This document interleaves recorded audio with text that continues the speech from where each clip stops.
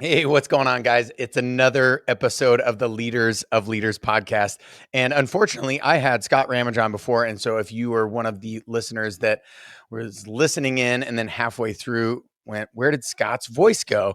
It was only at the most important part of the entire podcast. So we're like, okay, we got to do this again. And we're going to do it again anyways, because I am a part of his Brotherhood of Fatherhood. And and we're doing all sorts of stuff together. We got an event coming up called Men of the Mountain for Christ following men that have been particularly selected to go on this trip. And then Brotherhood of Fatherhood is combining with the OGs for the big event, which is happening in the beginning of June. So we'll talk about all that stuff and more today. Scott, so thank you so much for hopping on the show. My pleasure. It's always a no-brainer when you say, "Hey, let's hop on and talk." Whether it's on mine or yours, I don't care. I do have to start with I have a little shirt envy. Like you're wearing a plaid and you're wearing a Brotherhood of Fatherhood shirt, and I'm just like in a regular tee. I was I like, know. I love plaids, and Me too. I They're love not good Brotherhood of on Fatherhood. video though. So Okay, well, everybody, Aaron's wearing a pretty sweet, yeah, guy plaid. It's the way it yeah, should be. Yeah. yeah. Well, and like I was telling you before we hopped on, I was like, I'm in the middle of where I got like chainsaw sawdust, like all over me. I was sawing logs and bucking down like big logs to then chop them or whatever, digging them out of snow, and then I just happened to be listening to the Comfort Crisis at the same time, just because that's my ear protection or hearing protection, is putting on my AirPods when I'm sawing.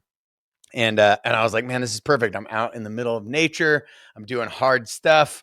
It couldn't get much better, except I was still attached to, technology. But, Of and then course. I was like, you know what? I'm not gonna, I could have stopped early, jumped in the shower. I was like, no, I'm going to work right up to it.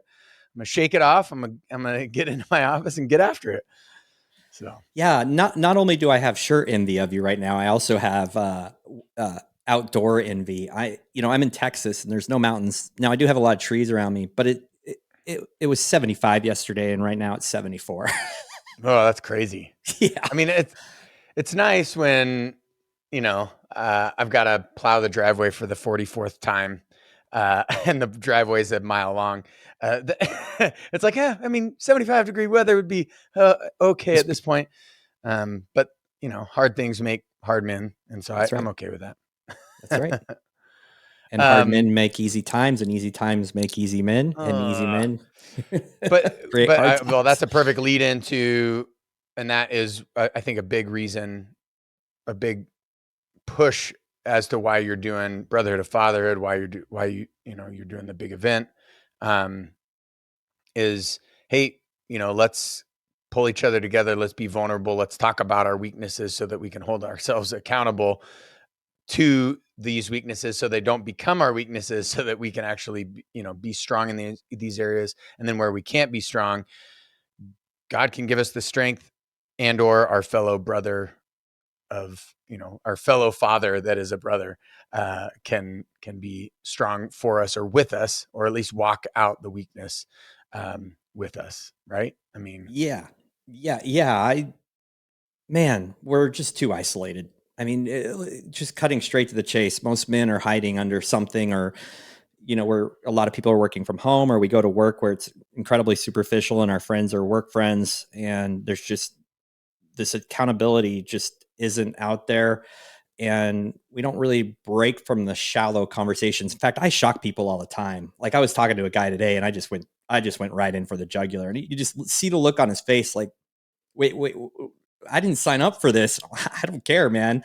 Like, it just doesn't happen enough. And I want to manufacture authentic opportunities for men to have these deeper, more meaningful relationships and conversations. yeah, yeah, and there was some pretty incredible transformation, or at least moves towards transformation, and I mean, just straight up confession and repentance, right? Like confessing that, hey, I've been living this lie and doing this bad thing. And obviously, we're not going to get into specifics, because all that stuff stays at the event. But But man, I've been doing this not good thing, and I'm not only going to confess it to you men, I'm going to confess it to the people that I've been doing this not good thing to, and I'm going to repent, turn from that missing of the mark, and turn toward what is right in this scenario. And whatever that person believed was right in that scenario for me and for you, that would be following Christ, and being disciple of Christ, which we are unapologetically Christ followers on this podcast. So we can just rap about it until we're blue in the face. But for some of them, maybe they don't have that belief system or whatever. But they were trying to turn toward what they understood to be, at least at that point, good. And that wasn't just a one-time, one-off, one-person scenario. That was a multiple person. And Yeah. and the interesting part to me is that it wasn't like, I don't know, some like hard-hitting, you had to get punched in the face a bunch of times, or like you had to like crawl on your, elbows and belly for a mile, or you had to ruck a 20,000 pound pack in order to get to that. It was like, we had really cool experiences, don't get me wrong, but it was more like, let's sit around the fire. Let's have a cool experience. Let's sit around the fire. Let's sit around the table. Let's sit around the living room. Let's sit around this beautiful place in nature, and let's just open up.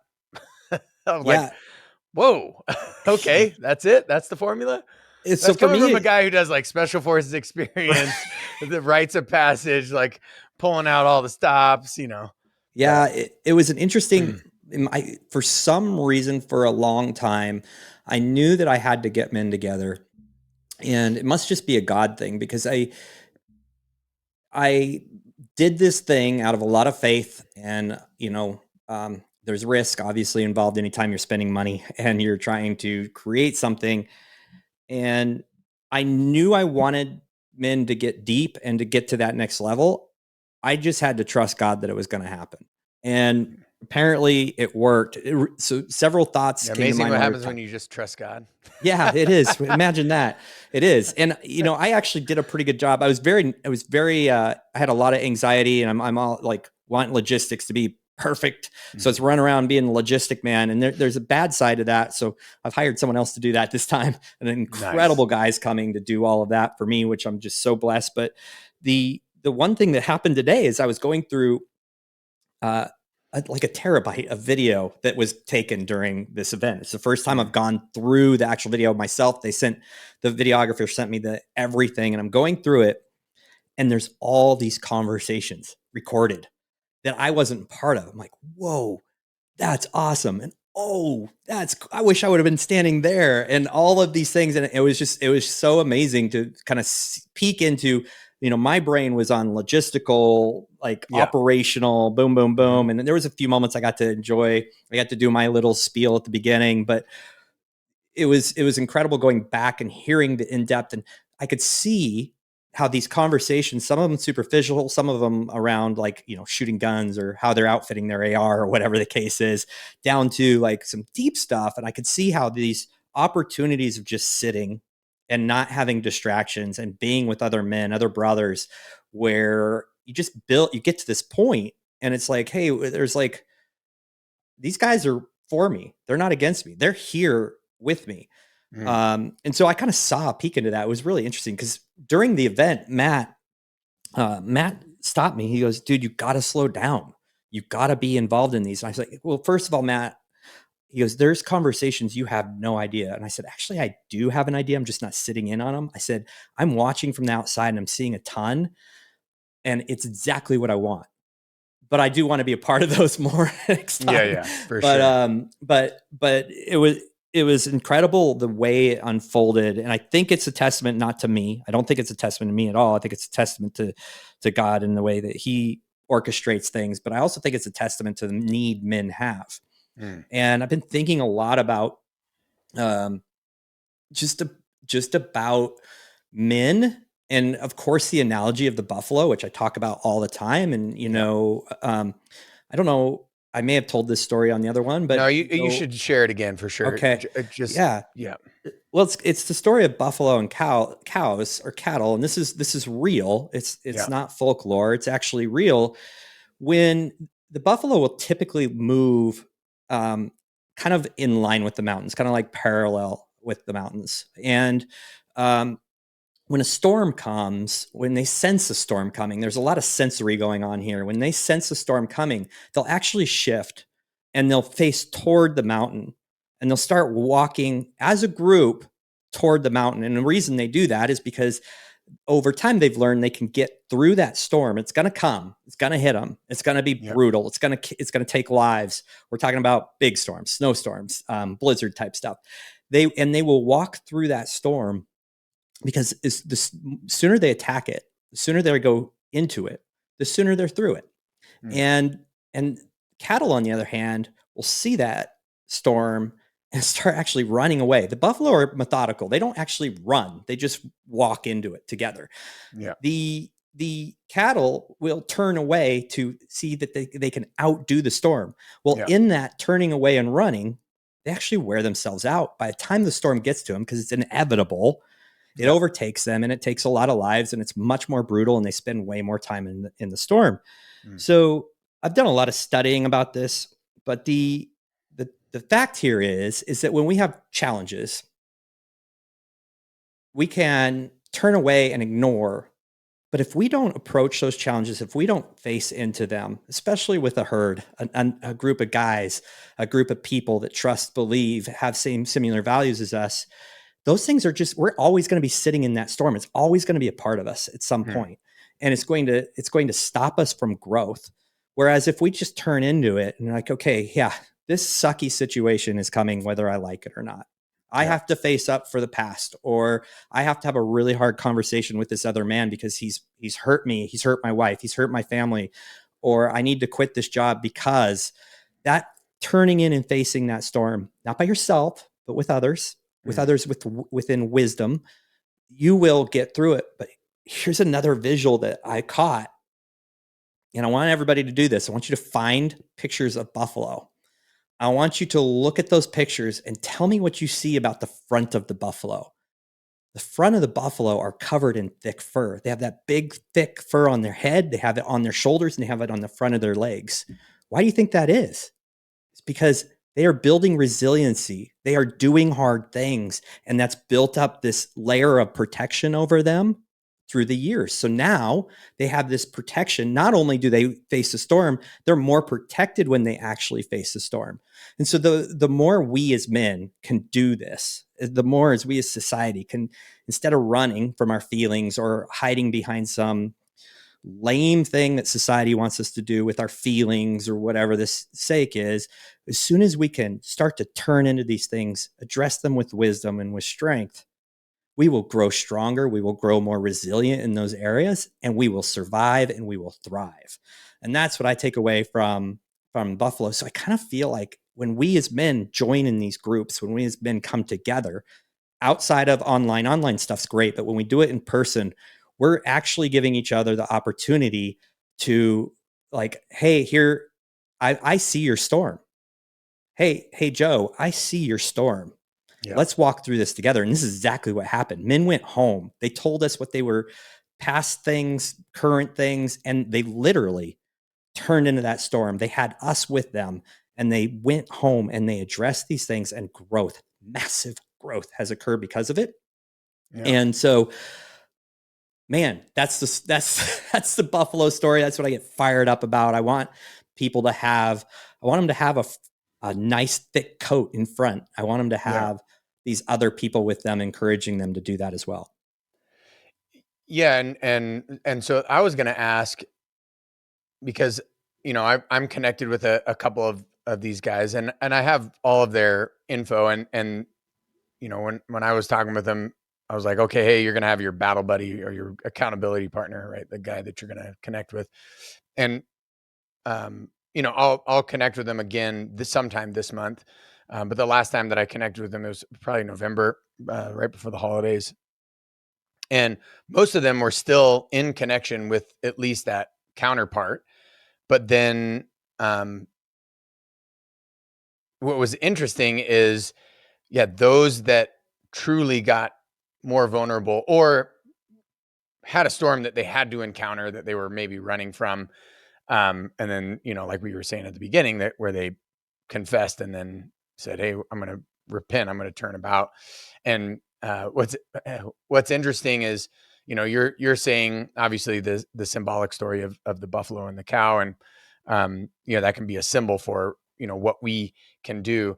I think a lot of times people, and so I'm just going to interject this into it as well, and then just ask kind of what your feedback is, because I know that you're even more connected, and also even more connected because you're setting up for this next big event. But a lot of people think, oh, like turning towards God is will automatically grant us peace, prosperity, blessing. And wow, if their choices were godly and righteous, the general rule of the Old Testament, and from what I can understand in most Christian circles, would be, yeah, you probably would be experiencing some level of peace, definitely at least peace with your relationship with God, which is, if God is the creator of all things and the sustainer of all things and redeemer of all things, like you'd probably want that relationship to have the most peace or whatever. You probably would be experiencing some semblance, some level of prosperity, merely because what tend to be godly choices are wise choices, right? And Mhm. about good stewardship and things like that. But what I think most people don't realize is, most of the time we are not making godly choices as men, as humans. At least that's been my observation in not only society, but in my own mirror. And so then when we decide to step to, like, stepping into a relationship with God is very much like stepping into a storm, because now not only are you contending with the problem that your past choices have created for you, your past bad choices, not godly choices, have made for you, but now you also are owning the fact that, hey, I uh I deserve, right, the consequences that may come from this, right? I deserve the consequences from the sin choices that I've made, even if I am saved from that sin in my eternal relationship with God. There still might be some consequences here on earth and in our space-time continuum where we're going to have to suffer and experience. And if you're choosing into your relationship with God, a lot of times it's a lot more than you might have bargained for, just raising your hand and saying the sinner's prayer in church one day or something, right? And I think oftentimes that is why we have this believism where people will just raise their hand and say the sinner's prayer, but then go about their life as worldly and as fleshly as they were before. And so, yeah, I would be curious to see some of these men that you've been connected with. Now it's been, you know, like 6 months, it's Yep. been a half a year. What differences, and obviously we don't have to get specific or whatever, we can get as specific as we're allowed to, I guess, without having to, without saying names and making it so specific that we're putting people on blast. But yeah, I'd be interested to hear from you, especially as you prepare for this next big event, which is in less June. than 6 months. Oh, it's Yeah. exactly 6 months now, right? 6 months. Yeah. Yeah. So I have a few thoughts. Mm-hmm.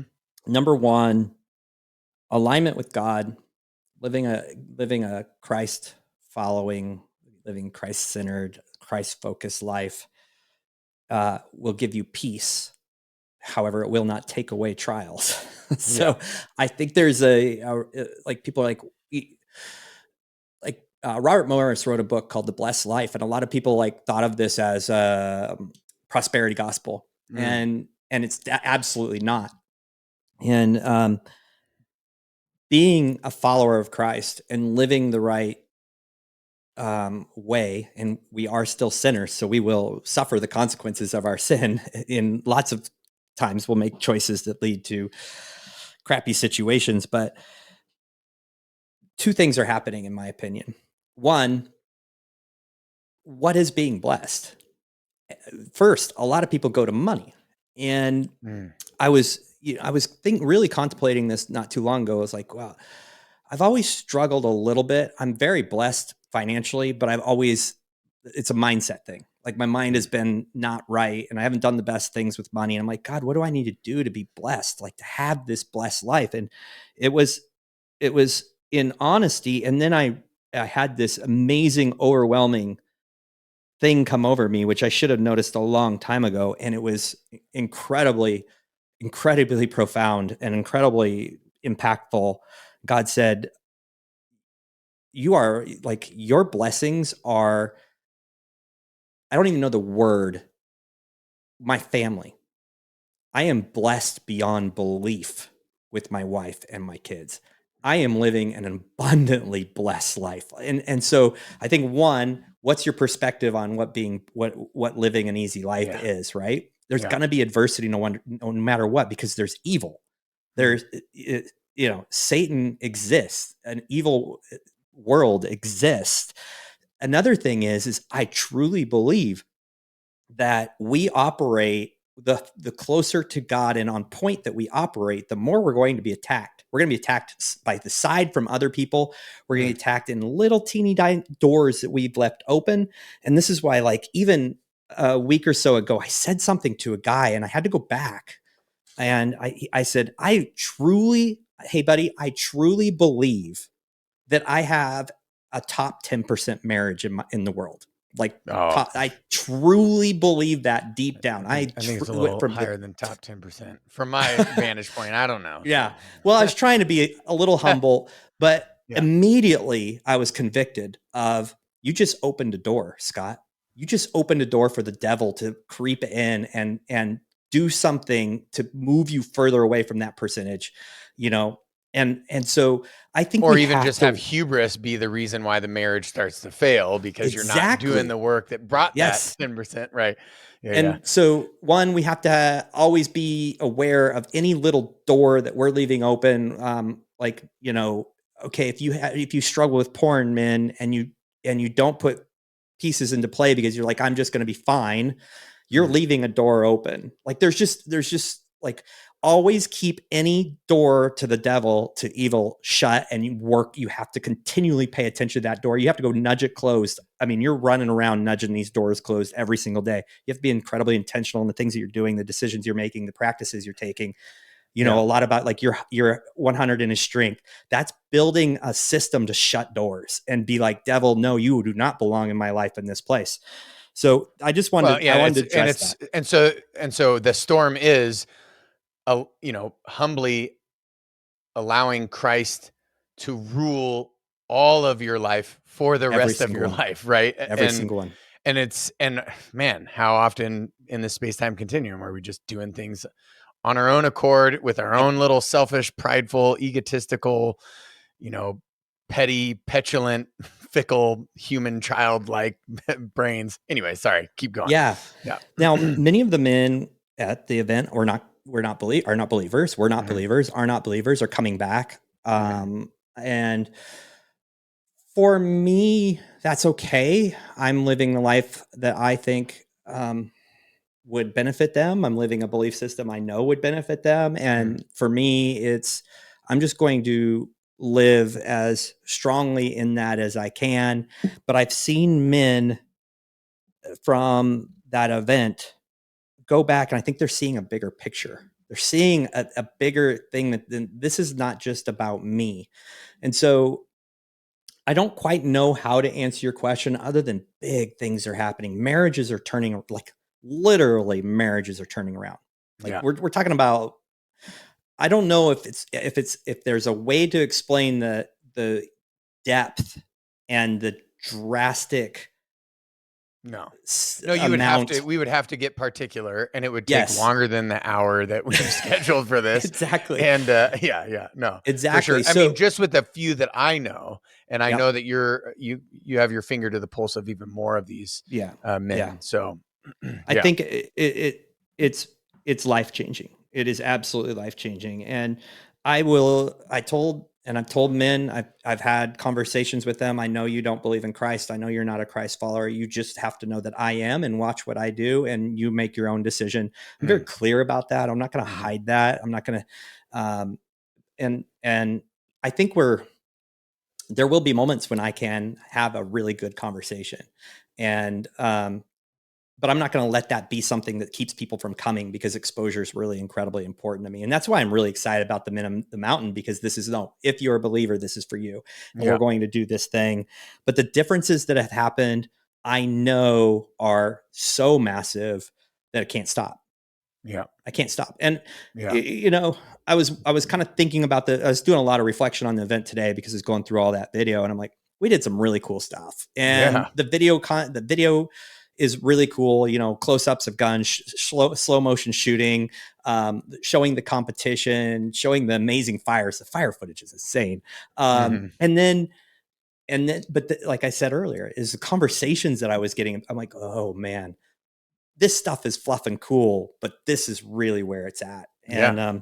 And so Yeah. It's the soul of the event, if you will. Right. I mean, yeah, because all that extraneous stuff, I mean, I have to believe at some level it does help set up, right? Because if you do something that's at least semi-hard or new, and if you do anything that's new, it's like you feel like an idiot, you're cumbersome, you suck at it, right? So you got to kind of own like the fact that you're not this amazing man that you've maybe portrayed on social media or portrayed to other people in words, or said to yourself in the mirror or whatever.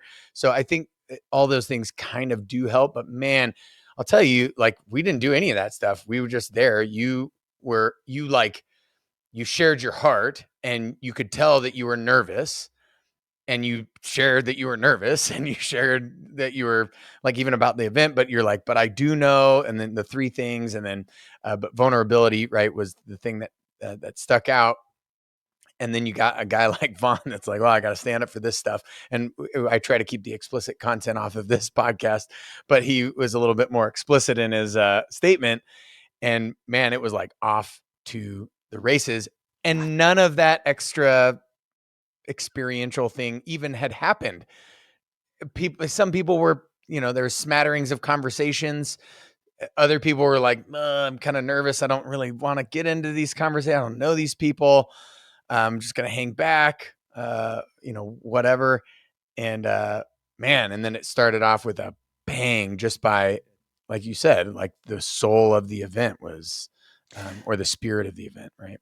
yeah, I now have a team helping me put some stuff together, because I'm not equipped yet to do like the marketing effectively and that stuff. And they put on the website the 3 pillars, and I'm like, selling men on vulnerability is probably not the best marketing plan we can do. And we actually, yeah. I mean, it was like, I'm like, yes, those were the 3 pillars, and I kind of you're want to going to carry come out on. here and we're going to rip open your soul and your heart. We're going to tear it into pieces, and we're going to all take a real deep look at it.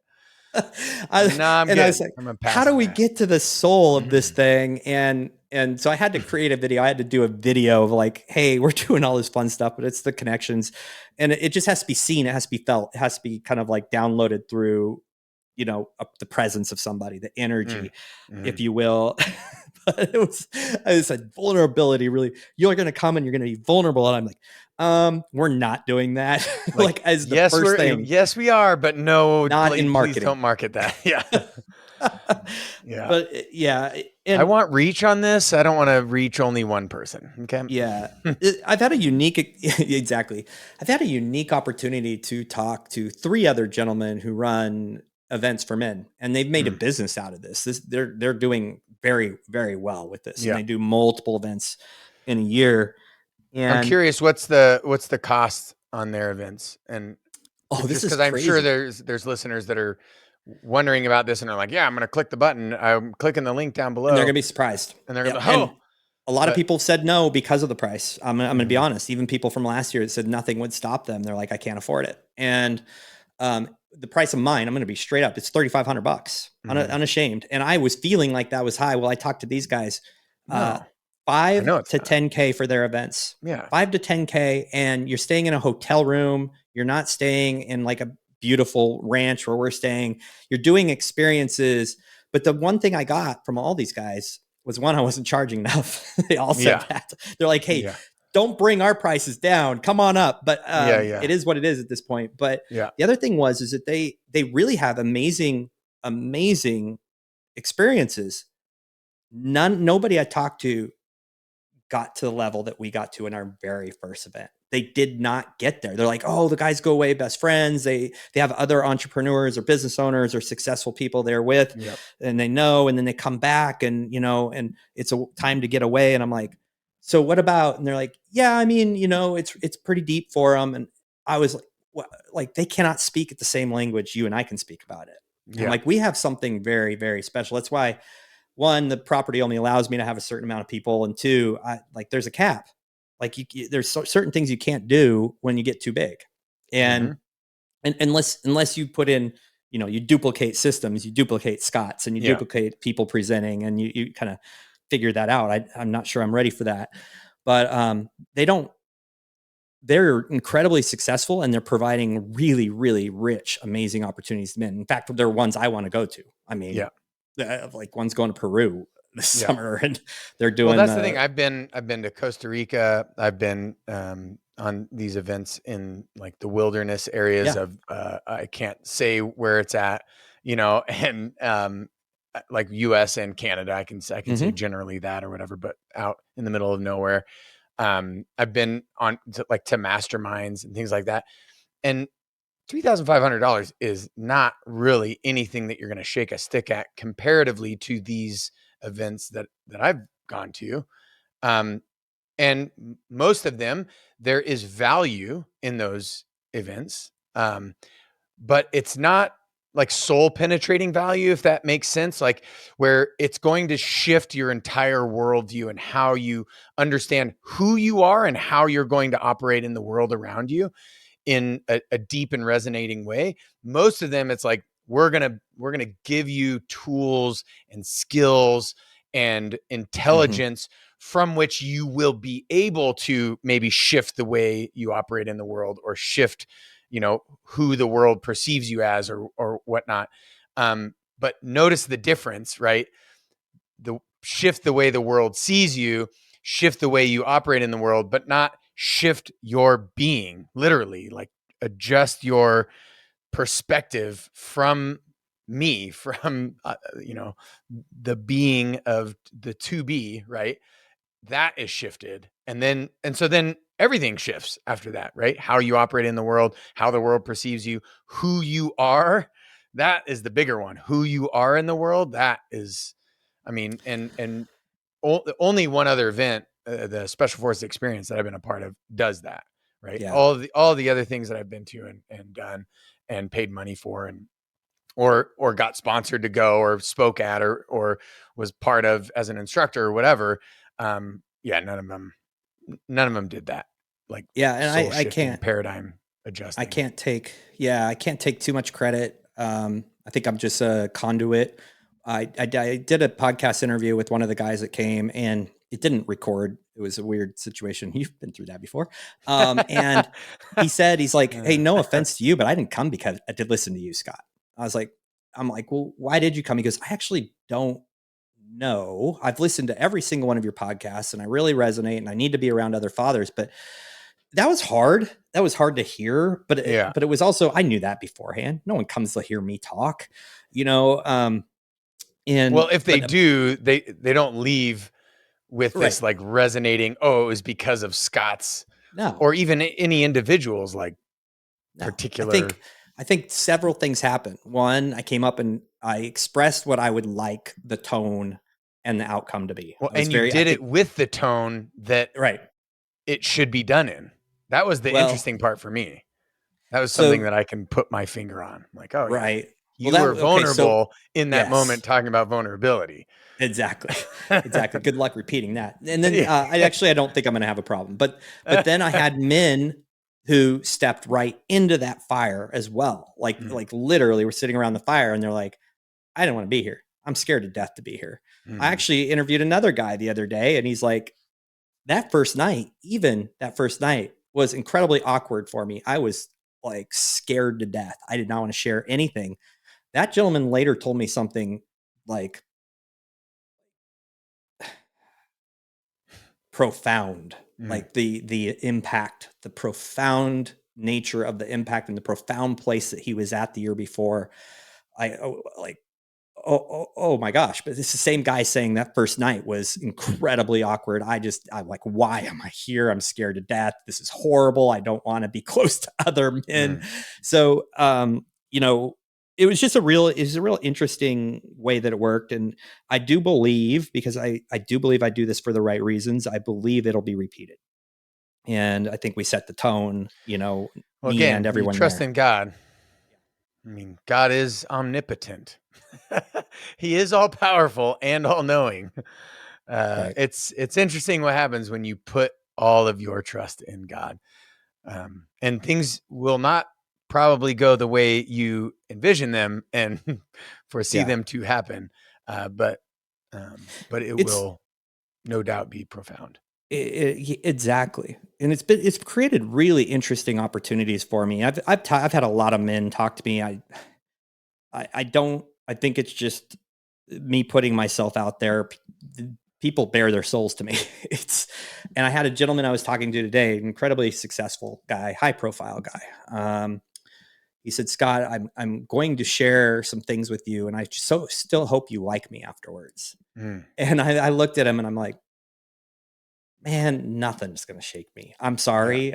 I've heard everything, and even if it's the worst, I really don't care. Like you serve the same God I serve. He didn't die on the cross for sort of sinners. Like yeah, this is yeah, this is no big deal. I think a lot yeah, of people need to hear that. yeah, Wherever you come from, okay, cool. You're here now. yeah, Like, let's go. yeah. So just an interesting it's an interesting thing that I've been studying, and my wife and I work with married couples a lot, and the story is the same. The story is the same. I feel like the working with the married couples has prepared me to work with men, but the story is the same. We in that situation, we ask them to share their story, and we ask them to go deep and be incredibly transparent and Mm, honest. And there's a lot of infidelity, and there's a lot of really hard things that people go through, and they share them. As soon as the mm, first person shares them, it's like everybody has this incredible like inhale that comes from their toes all the way up through their or exhale from their toes all the way up through their body and out. Like, wait, what? I'm I'm not alone in being horrible. And it's the same happen with the guys. And so it's we all have this narrative in our head. I think I'm the only one going through this. I'm the mm, only one that's done this bad a thing. I'm the only one that struggled with that. My story is different, and the truth is it's not. And the yeah, more you can rest in the fact that other people are redeemed and have been through it, other people are thriving in their marriage and have multiple infidelity stories and horror stories about their marriage, and they're thriving in that same marriage now. Or, you know, men that have done really bad things and then have gone to their wives and bared their soul and gone through hell because of it, and are coming back, and their marriage is even stronger. I think this is the power of these events. It's yeah. one of them is seeing other people bare their souls and realizing, whoa, wait a minute, whoa, this is incredible. What? Wait, what? I'm not alone in this world, and I think that's an opportunity that we just don't give enough to people.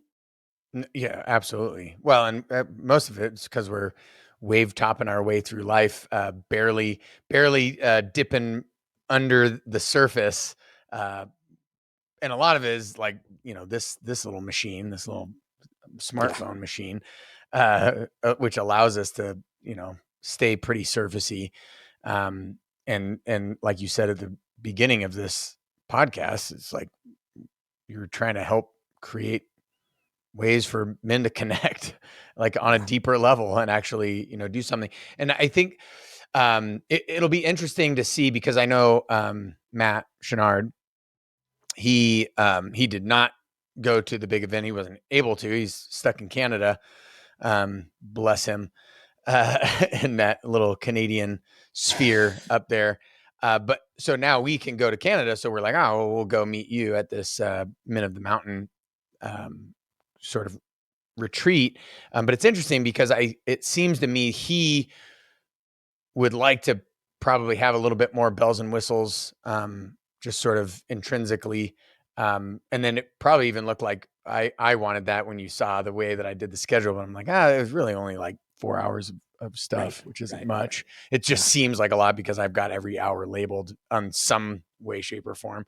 But I'm like, I took a note from the big event. I'm like, well, no, I don't think, because I've done events where you're just getting your body crushed, mind crushed, and even soul crushed, whether they were military, paramilitary, or totally civilian.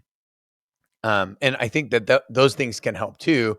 But it'll be interesting to see, because it's sort of this clash of, we're going to do some hard things, but probably the harder thing will be to share that I haven't been a man of God. I do need to seek refuge in the mountains. I've become the world. I've become, if you have a sort of an idealistic, futuristic look or interpretation of Revelation, I've become, the tribulation that is befallen on the kingdom of God, that I should be running from myself into the mountains. And that's a very symbolic way.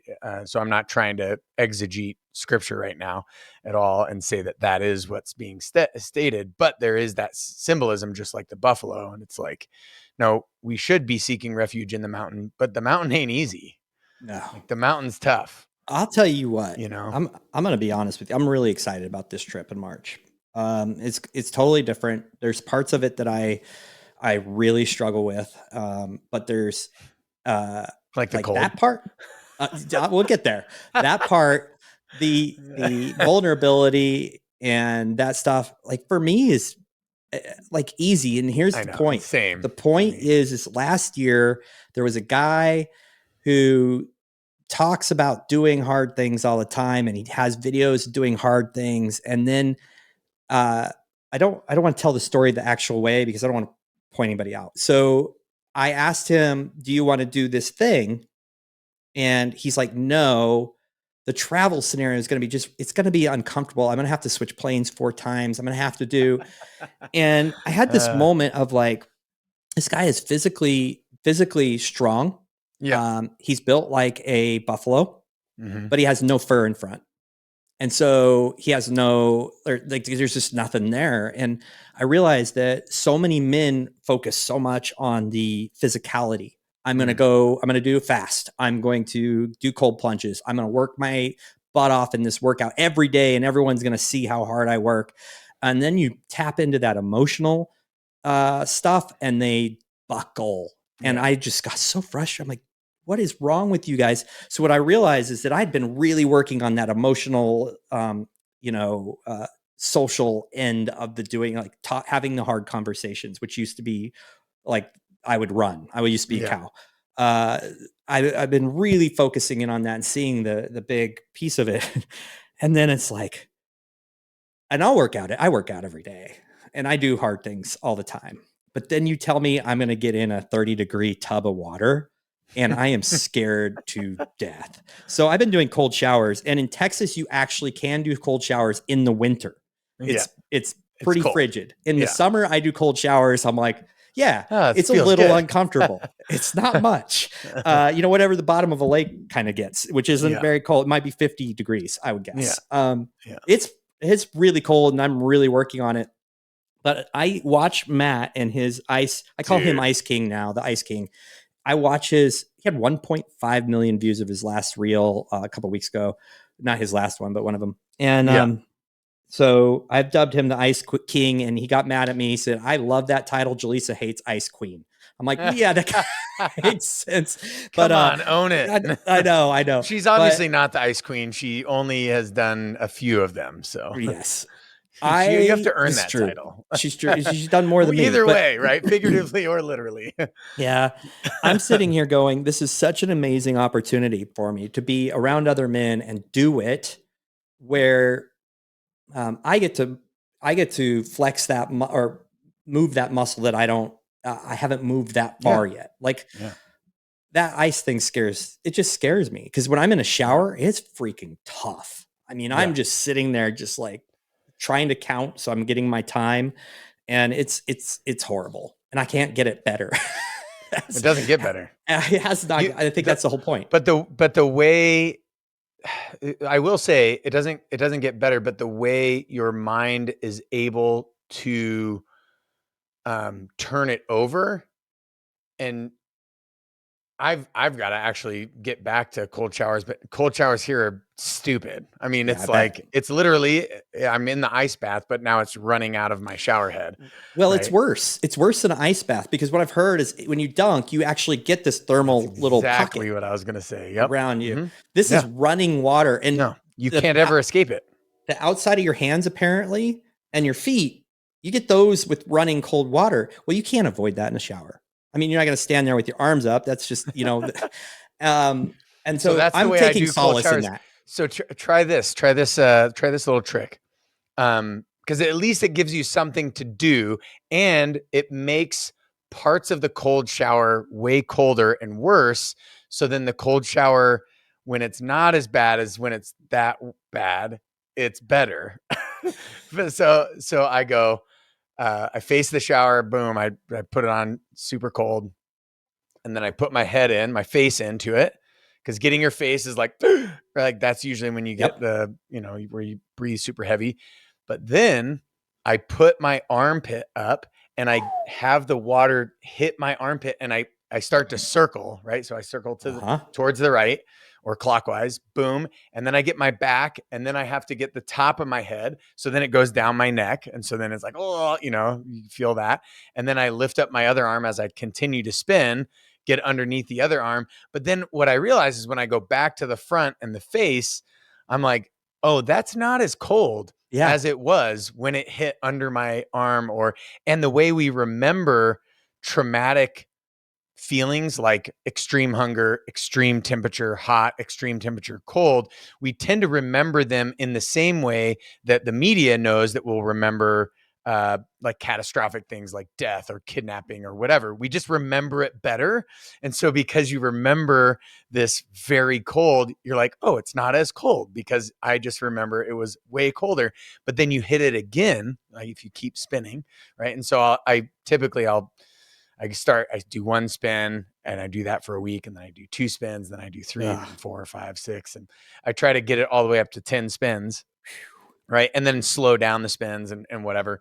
But what I realize is on the second spin, I'm like, oh, it's not as cold under my armpit as I remember it being.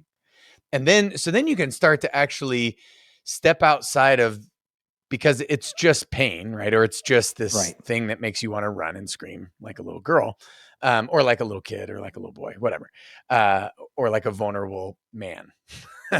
uh, but you can start to look at it like, okay, yeah, this is really cold, but I still have a core temperature that's high enough.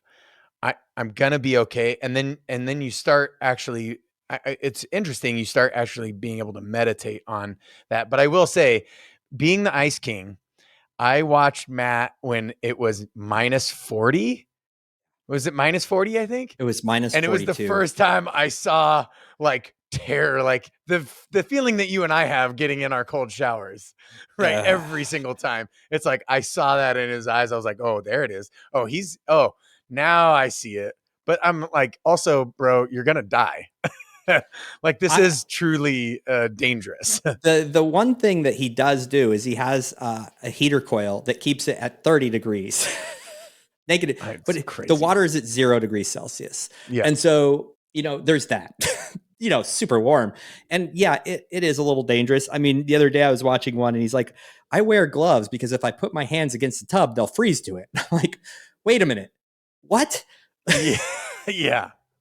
You're Yeah. insane. He is Um, insane. he is insane, but you, unfortunately, what I don't need to know, what I didn't need to know was a harder way to do cold showers because, what's going to happen is I'm like, dang it, Aaron can do this. I have to do it. And I'll be doing it.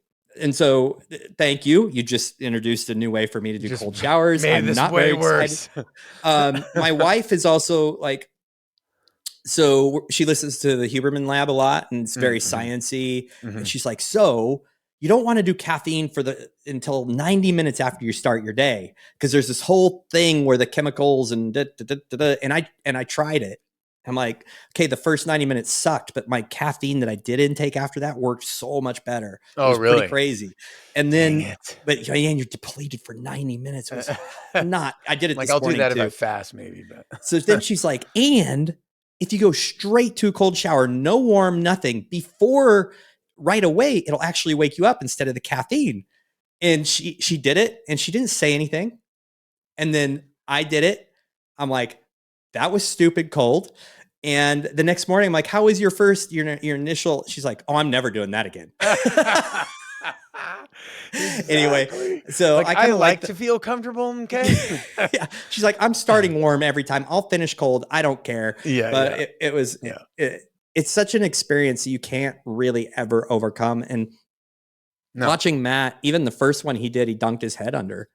Like, and the first the cold showers I did, I'd just go straight for the head, Mm. for the head. I'd just put my head and turn it cold and go. And I actually think that's a little easier. I do not know why. Yeah. But yeah, I'll try the arm up and put myself through that hell. I am literally viewing it as training for our trip. Yeah. Yeah. That's good. That's a So good way to yeah, view it. I have to train for the hell that we're going to put ourselves through intentionally. But we get to hike, Yeah. ruck. We get to Yeah. do. Or I think we're renting a sauna, which is going to be Yeah. Yeah. bad. So Bad. the It's going to be awesome. the other end of cold, which Yeah. the thing is, I've felt just as uncomfortable. It took a little bit longer, but I've felt just as uncomfortable in a hot sauna as I It's hard. have It's hard to in. breathe. Yeah, I'm like, I'm gonna die. Like, literally thinking I'm gonna die. Like, Yeah. right now in this moment, I might die. Whereas in the cold, it's like I feel like I'm going to die, but I know that I'm not gonna die right now in this moment. It's just excruciatingly cold, Yeah. Yeah. and I want to jump out. My wife and I did some water therapy thing when we were in Costa Rica, and it started, you went into this one sauna and it was hot. And then you went into this other different kind and it was insane. It was painful. And then you go into a salt water thing that's like, it slowly gets deeper and deeper and deeper and colder and colder and colder, and then it has splashing over you. And then you go into a hot tub. It's not super hot, but it's a hot tub. Then you go do a cold plunge. It was such a weird experience going from like sensation to sensation and like Yeah. back, and it was really interesting. I thought, oh, it's gonna be easy to cold plunge in Costa Rica. Yeah, no, it's not. No, it's still cold as cold. Yeah, Whichever, yeah, yeah. and our bodies are designed to be like, no, this is not good. But that's the interesting part is, and I've read a few books that talk at this, and then I did the 2 week Wim Hof thing or whatever, and then Hmm. I've not met Wim Hof himself, but some of his instructors or whatever have led some Wim Hof like little cold exposures or whatever, that I was able to partake in. And the the interesting, I don't know, the interesting part is whether there is a physiological benefit or not. There is absolutely 1000% a psychological benefit. And and like you said, it's like growing the tufts of fur on the front. It's understanding that you don't have to go high into the right, sympathetic drive, hyperventilating. The one area where you can control that is with your breath. And I find that interesting because, um, now I think about breath, and I can't help but think, one, I am created, God created me to breathe. Two, more importantly, he created an entire ecosystem, biological and astrological, right, or astronomical ecosystem, so that I can breathe. And so every breath, like, I could think about how grateful I am just for the fact that God has created me and sustained me, let alone that he also has redeemed me, or at least given me an opportunity of redemption through himself in Jesus Christ coming, being here, born of a Virgin Mary, that we just celebrated just this last Christmas, and then and now we're stepping toward his um, remembrance of his death on a cross. I don't know, the whole idea that it's breath that helps restabilize what's going on, not only mentally but also physiologically. Um, Man, it's very connected for me spiritually, and so yeah, I'm super excited to have a tight group of men seeking refuge in the mountain, as if the Old Testament or even the Mm-hmm. New Testament, or as if the end of the age in Revelation, but seeking refuge in the mountain and seeing the mountain as a symbolism of God, but also seeing the mountain as a symbolic sort of refuge standpoint where we can gird each other up and sharpen each other, so then when we go back to the world, go back to our families, go back to our churches, go back to our communities, we can be better witnesses, sharper disciples in Christ. I don't know, I'm super pumped on it. So I have a very similar view, and I want to talk about the creation thing. Every morning when I get up and I go straight outside and do my long walk, every single morning, no matter what the weather, I look out and I'm like, 1 centimeter of difference in our planetary patterns and celestial patterns, and we would not be able to live on this earth. Mm, And I think everybody has to really, really have at least one opportunity a day to have that thought. And usually it mm, means being in the quiet and in the stillness of nature. mm. So I'm really excited we're doing this in the mountain. Number two, I I equate men's events, Christian men's events, with soft, superficial, softness and superficial manliness. And I Mm. want to be careful here, where we grunt and we watch funny videos about being a dad, these, and then we, you know, make some grunty noise. All this manufactured manliness stuff that so many Christian events that I've been to for men do, Mm. like everybody grunt on three, like, and for me, that's just so manufactured. Like we're trying to tap into some sort of masculinity through this weird practice.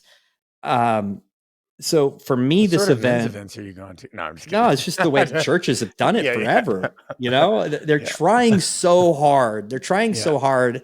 And I mean, some of them are pulled off okay, but hey, a lot of Christianese people are very soft and docile and fragile. Mm, They're living a flaccid life, and I'm mm, very happy to say that. Like, look at your life. Are you soft? Are you not challenging yourself? Are you just going to church just to go to church? Are you just saying you're a Christian just to say you're a Christian? And are you doing the things on Sunday that or on every other day of the week? Like those things are just complete turnoffs to me. I just can't stand it. So mm. for me to be a part of this event and know like this isn't what we're bringing. What we're Yeah, bringing in my mind is authenticity. I'm yeah. going to come as a man who models my life around trying to strive to be the best I can be for my family and for God, serving God first because I know that's how I serve my family, but I'm coming humbled as a man who doesn't have a lot of verse memorization and he doesn't do all of the theological. I don't have that. I know how to live. I read the Bible every single day. I do not miss, my stuff. And I'm coming as a man saying, you don't have to be a theologian. You Mm, don't have to be this perfect picture of what Christianity said a man has been. You can come as you are and continue to grow from where you're at. But here's the main thing. The main thing is you are not in control. The main thing is we are serving a bigger God. The main thing is that you are forgiven and everybody else is forgiven. If they choose to be, your sin is just as forgiven by Jesus as my sin.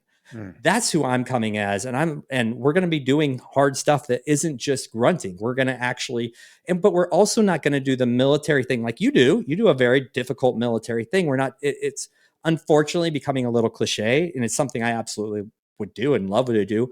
But we're going to do hard stuff, but we're also just going to become vulnerable and open, and least that's my goal. You know Yeah, that. no, absolutely. I Yeah. agree. Yeah. And so I'm really excited to change the narrative of what I've seen I in will my say life. this though, everybody's a theologian, even non-Christians, right? Because we all have a belief system, and then we Yeah. all can Yeah. articulate these belief systems. It's whether you're going to be a good theologian or a bad theologian. But what you're getting at is we don't have to be academic professors in Right. theology, right? We don't have these letters at the end of our, name that says that, we've done deep systematic theology on whatever, blah, blah, Right. blah, Exactly. blah. Yeah. But the interesting part was then you followed it with God is God and I am not. I am saved just like you are saved from Jesus Christ, which is theology, right? I I was like, know. but you're absolutely right, and I think that is important to say, because I think a lot of people will trip themselves up and not do something like this because, oh, well, if this isn't going to be one of those surfacey men's retreats where we're grunting and all the stuff that you were saying that you're turned off by, then I'm just not well studied enough to go to this one. Right. It's like, no, no, no. You could be even dumber than maybe the dumbest guy at the dumbest event. Not saying that any one of them are dumb. I don't know. Like you said, some churches do it well. Some Yeah. churches have not done it well. But yeah, you could be dumber than the dumbest guy at the dumbest event and still come to this and still be changed, because God is God and I am not, and Scott is not, and Matt is not, and neither are any of the other men, right? God is God and Yeah. we are not. Yeah. I mean, I have a friend, a guy I'm actually mentoring, and he is new. He's new to Christ. Mm, And sometimes when I'm talking to him, he's referring to scripture. I've read the Bible many, many times all the way through. And I know the stories, I know the things, but I don't have that scripture recall. There's certain ones I do, but there's a lot I don't. And he's got this scripture recall. But even a concept like tithing is totally new to him, like mm, giving and mm. talking about, giving God first, giving, this is something I Speaking believe of very recall, strongly. 2 Corinthians 9, go check it There out. you go. See, that's not a strength of mine. And that's, I'm okay with that. I'm grounded in that. Yeah, yeah, But having a place where he can come as a new believer and not feel like he has to have knowledge to be there. I think that's yeah, another thing. Like you go to these events and these guys have all these marked up Bibles and worn and torn. It has nothing to do with whether they're following Christ or not. It shows that they've read their Bible, and maybe, or they might have inherited, or they might just open it and highlight just to open and highlight. I don't know. But I think it's just come as you are mm, type of thing. And you absolutely. will learn something no matter what, where you're at.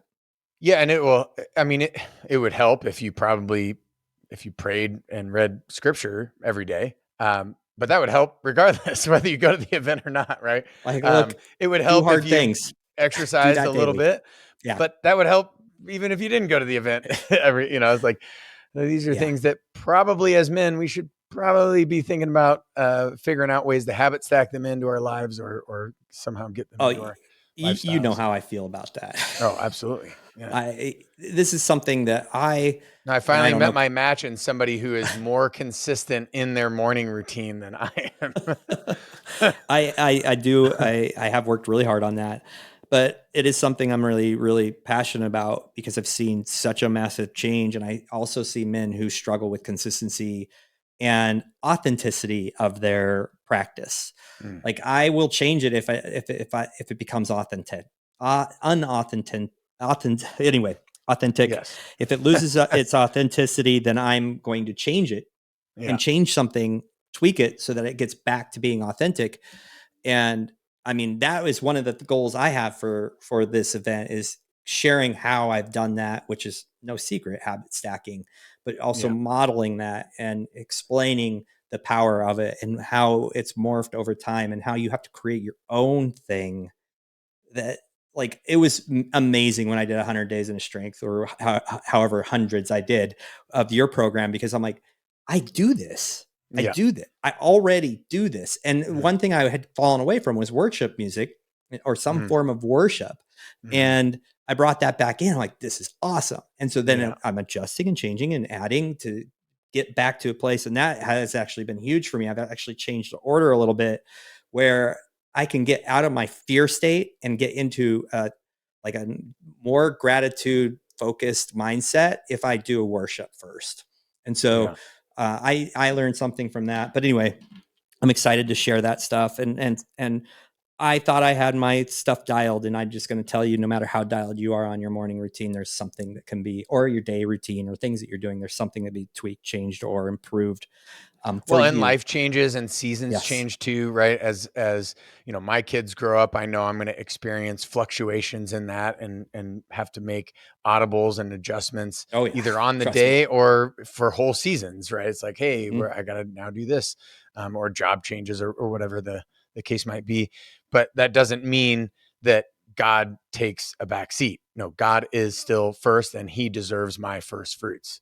That is not only scriptural, but that's also, I mean, that is following any of my wise counsel from any of, any of my believer groups of men that are allowed to speak into my life. I mean, any one of them would state that as well, from experience, not just Yeah. biblical reference, scripture, right? And being able to theologize on that. But it's like, no, like also my inner witness of the Holy Spirit and my experience in this, like I'm saying, like, this is it. Yeah, I'm excited because I'll do a little. It'll be interesting to see how it goes, because my guess is what I have in my head that I think I can do. I'm probably going to have to shrink down more. I've already been through that in my head as well. Right. And Yeah. so it's like, Yeah. yeah, let's not bite off more than we can chew here, because we should be chewing it, right? Meditating Yeah. on what it is that we've just learned or just talked about, or whatever the case might be. But it'll be interesting because, yeah, we can put in some at least above and below baseline stuff, which is all the stuff that I learned and taught as a combat hunter instructor in the Marine Corps. And all of that obviously is to be a better warfighter and to, not get killed and to kill better. But there are principles in that every man should have in their life to be a better protector, because God didn't Mm-hmm. make us have denser bones and more muscle so that we could stand there and fold in half like a lawn chair when, some bad event is facing us, face to face. I think you shared that. Maybe it was on yours, or it might have been mine, but you shared your experience, and I was like, dang, blown away that you encountered a bad person with bad intentions in your house, and Yeah. you're like, bah! Yeah. Like, and it changed the way, like, oh, I better I change need my to mindset here. adjust. And um, one of the big things I've been working right now is I've loved this buffalo story for 8 years now, and I'm like, I can't tell this story enough. So I've been like through this like long process of trying to figure out like a brand name, like a personal branding type Mhm. thing. And it's really interesting, very long, tons of people gave suggestions and I liked none of them. And I found this two Latin words put together, and there's multiple meanings. You start going down the road of the meaning for these, so I'm sure they could be interpreted differently. In fact, I have a Mm. story about that. But I landed on Tempestus Bellator, and Tempestus, one of the, I'm probably pronouncing it wrong, I don't care, but one of the Probably not. interpretations that for Latin is storm. Another interpretation of that is violent. But so Tempestus Bellator being warrior. So storm warrior, like a buffalo, you turn in and you just go to it. Yeah. And it's been interesting because now I sign off Tempestus Bellator, and I'm like, that is for physical, that Mm. is for emotional, that is for spiritual. I am going to be a warrior. What does being a warrior include? It includes, and I hope I don't offend anybody. That's on you. It includes if somebody threatens my family, I'm going to kill them. Like literally, if they're threatening my family with death, I'm going to make sure that I'm prepared to at least respond in a way that would give me the upper hand. Mm. And I have been in that situation or close to that situation. And I'm speaking from the wisdom have gone through that the wrong way and realizing things could have gone really bad. Mhm.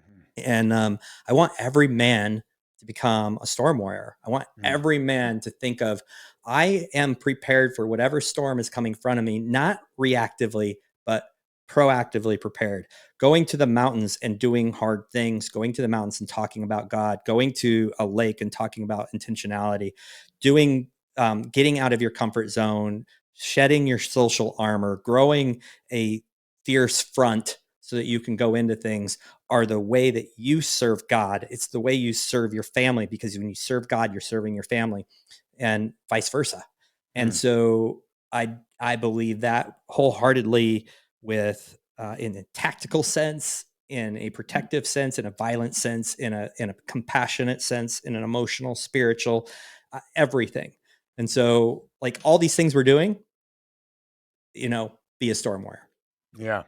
Well, it's interesting because the subject in your interpretation is storm, right? And then Mm-hmm. and like that's the subject of the thing. And so then what do you do with the storm? Well, you're a warrior, like for the storm or whatever. But I could be wrong, but I think in Latin it typically is switched. So Seen it uh both ways. well, right. And so, but then it's warrior storm. And so what does this storm warrior bring? It brings the warrior storm, right? And Yeah. so it can be almost this, yeah, like I've decided the branding's going to be Bellator. It's just warrior. I was like, oh okay, really? yeah. I love Tempestus Well, Bellator. it's funny because I was talking to the marketing guy today, and he's like, "Well, I actually really like both of them." And I'm like, "Oh my gosh, now I'm back to this thing." But I sign everything that now, anything that Mm. has anything to do with, like, it's a Yeah, little. because it gives it's like, well, what sort of a warrior? Well, it's a warrior of the storm, or a warrior for the storm, or a warrior in the storm. And that's the thing. It's like that's that's words anyway. So if you read like Cormac McCarthy in his writing, like there's almost no punctuation there. It's not normal grammatical syntax or whatever, but the thing is you read it and you understand the story because you're still putting together subjects and predicates and Right. verbs and what is happening and what you're looking at and where you're experiencing and all of these things. To me, that's the beauty of language and linguistics, is you can say to even somebody who speaks Latin, tempestus bellator, tempestus. Did I Yeah. say that right? Yeah. Tempestus bellator, and they will get it right. Right. Um, and you can sign tempestus bellator and say tempestus means storm and bellator means warrior, and the layperson will also get it right. I don't know. I love it, and I Well, know it's we kind of funny. went off on a rabbit trail there, Oh, but I well, I but I always love do it. that. I always bring these stories up. Some guy posted the story of the buffalo yesterday in a group I'm in, and I don't know him. And he actually did it wrong. He said that actually buffalo run into the storm. They don't. They just turn and they move towards it. Yeah. I'm sure there's some Oh, I running at told it some point. wrong, and Martin Rooney, I think, told it wrong too. And he's been Well, telling that same story wrong for a really long yeah. time, Well, right? the snow gets pretty thick. You can't really run through it. I mean, Yeah. if you see pictures, they're like up to their shoulders pushing through, right? Yeah. And so there's a point where you can't keep running for that.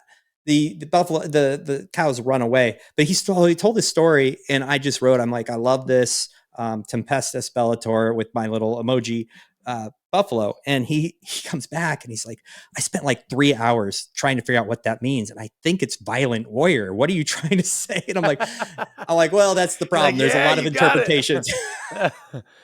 And I told him, I said, I mean, it's Storm Warrior. And he's like, oh my gosh, that's incredible. And I was like, yeah. So it does hit on people and it makes them Yeah. wonder. And I've had people say, no, no, no, that's a horrible idea. No one will know what it's talking about. I said, I wear a shirt that says Amora Fati on it. And it's awesome because people are like, what's Amor Fatty? And they're like, I'm like, I get to talk to them Yeah. about like some concept, or like, hey, you're gonna die. Why don't you live your best life today? Yeah. God didn't build us to live a life for tomorrow.